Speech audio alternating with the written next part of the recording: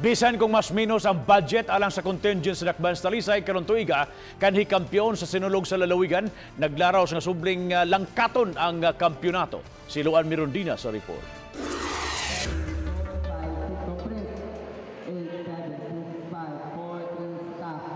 Sub-sub karon ang gihimong pagbansay-bansay sa contingent sa Dakbayan sa Talisay alang sa Sinulog 2019. 50% sa sinulog dancer sa miaging tuig ang milangkob sa contingent karong tuiga. Mga grade 4, grade 5 o grade 6 students sila sa Talisay City Central School ug may pipila ka mga high school students nga napuli.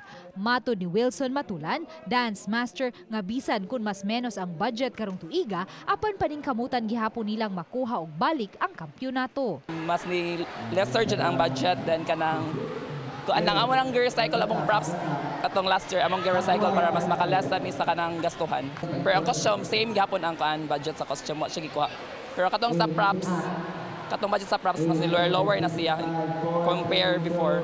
Sa miaging tuig, migahin ang Dakbayan og 6 milyones pesos alang sa costumes, props ug pagkaon sa mga contingents. Ang Talisay City Contingent ang nagkampyon sa sinulog sa lalawigan, samtang third place sa sinulog Grand Parade. Uban ni cameraman Marlon Melgazo, Luan Mirondina, Balitang Bisdak.